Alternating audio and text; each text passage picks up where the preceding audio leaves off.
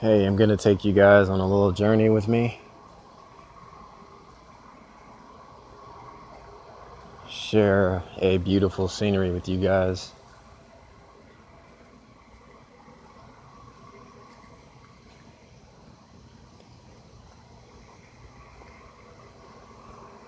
There's the progression of a beautiful sunset going on. So I'm gonna make the trip up this tree so I can share that wonderful view with you guys. And maybe have a little chit chat.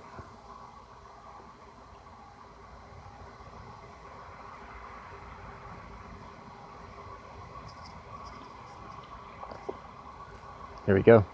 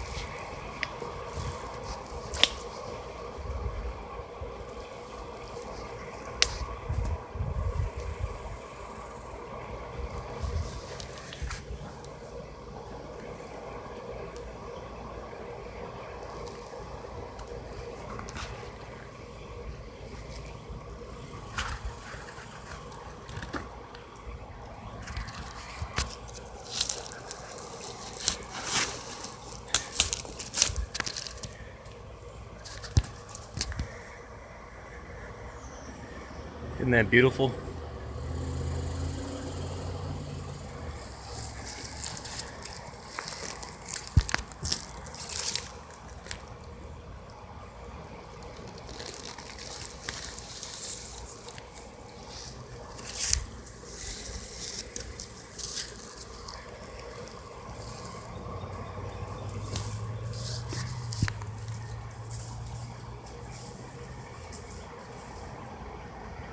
This is the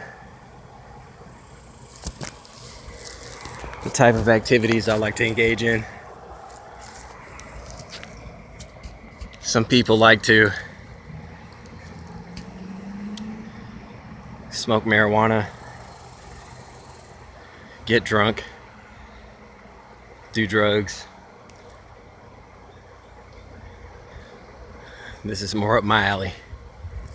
It's hanging out in nature, becoming one with nature.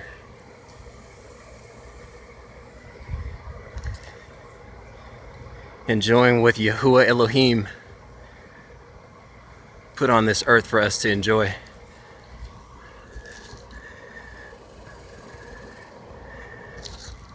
So many people have forgotten about nature. Everybody's glued to their cell phones, laptops, iPads. No one takes the time to just get out here and bask.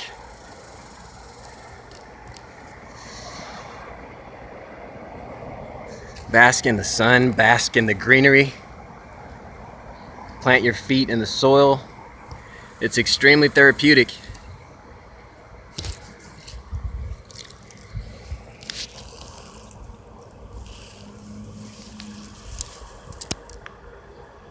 Extremely therapeutic.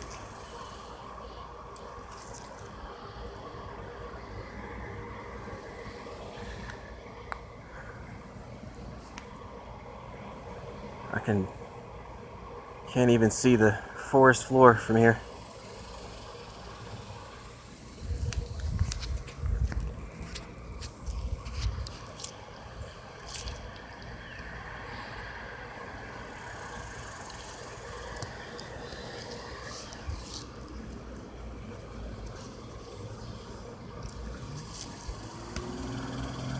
I'm glad I'm able to share this with you guys.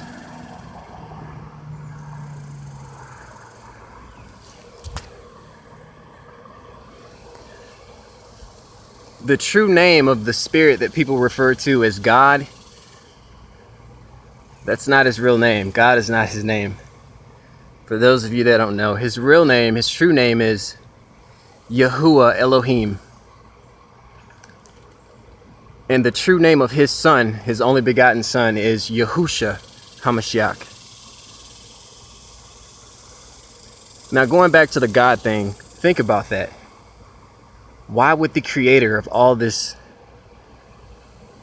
beauty, this wonderful earth, why would his name be something as simple as just God?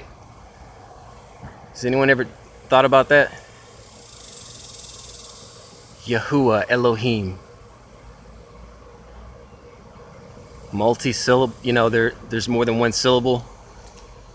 And it has a ring to it. Like when I would say it, I get goosebumps when I say that name. You say it in prayer. And you call upon him in the time of help, in the time of need. It gives you it's a certain vibration that comes with it. The Catholic Church has changed a lot of things in the Bible.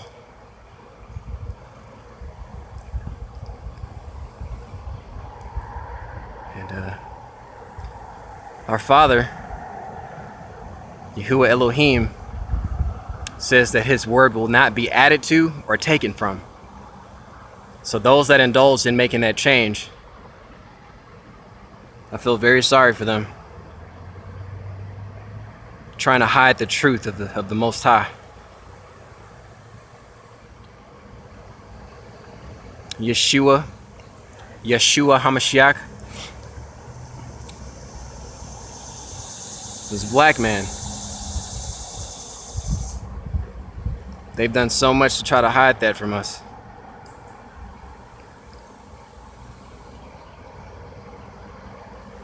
I believe that there is salvation for all, for those who strive to do his will, for those who follow his commandments. For those of you that say his commandments are done away with, that we shouldn't follow them, I feel sorry for you.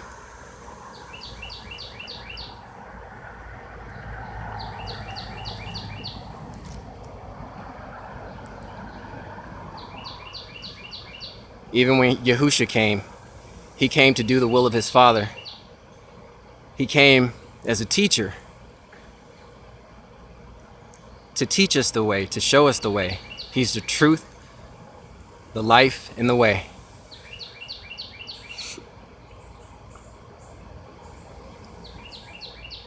The truth, the light, and the way.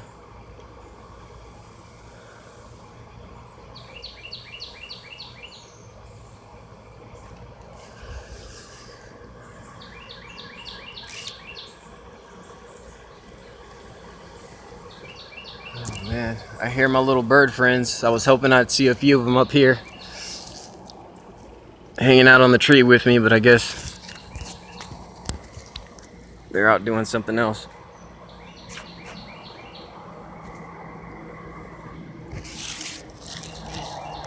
Oh man.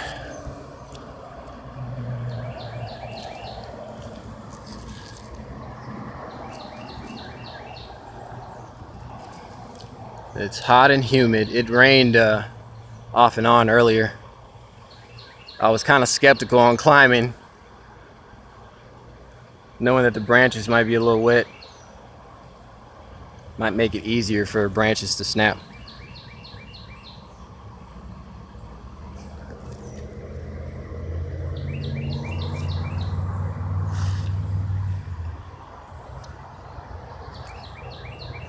Oh man.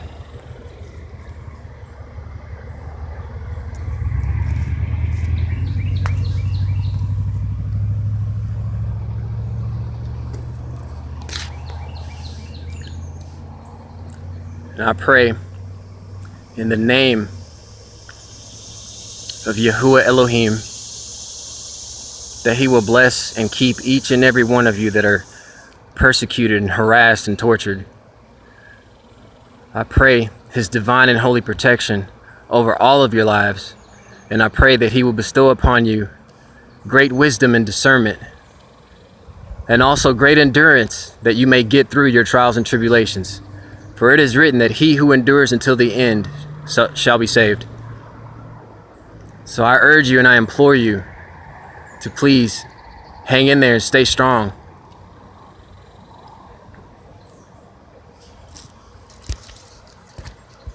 Let's make our Father proud. Let's set an example. Let's be the light to the world so they can walk in our footsteps, so that hopefully some of this light can rub off on them. These wicked ones, these lost ones. Something else I'd also like to suggest: when you're out in public, don't be afraid to quote scripture to these people. You know, call them out for what they're doing, and give an exact passage in scripture that points out what they're doing. Because a lot of these people, they have no idea. They have no idea that this stuff is in the Bible. You know, they laugh at us, they scoff, they mock us. And you could tell a lot of them don't know the word. Just try and do that sometime, and see the expression and looks on their faces when you do it.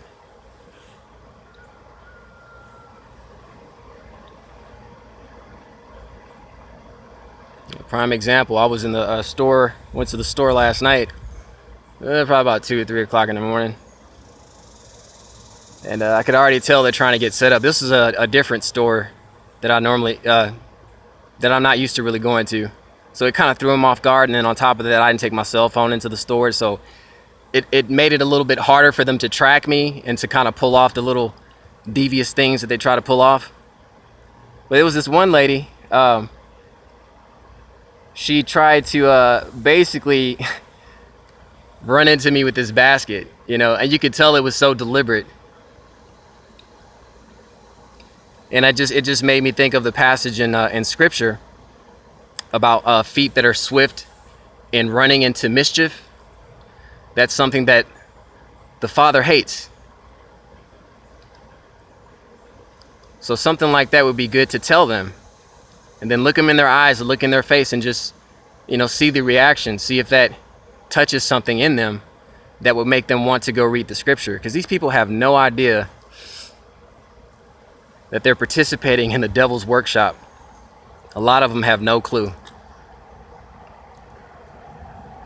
You know, they're all being deceived at the end of the day. But when the end comes, there's not going to be an excuse. Especially if you delighted in your wickedness, there's no excuse for that.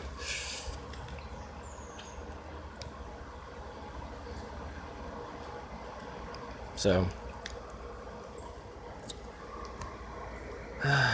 just wanted to share a few words with you guys. I wasn't going to be on here too long, but I love all of you wholeheartedly. And as hard as it is sometimes, I love my enemies too. I get a little frustrated. I get angry sometimes. I don't resort to sin though. Scripture says, you can be angry, but sin not. But nevertheless, I love all my enemies. Because at some point we were probably once sinners just like them. Scripture also says that there are none that are righteous, not one. But at the same time, that doesn't make an excuse in the end. So the wicked need to be aware. And they need to gain knowledge very quickly before they perish. Follow the 10 Commandments, keep the Sabbath holy.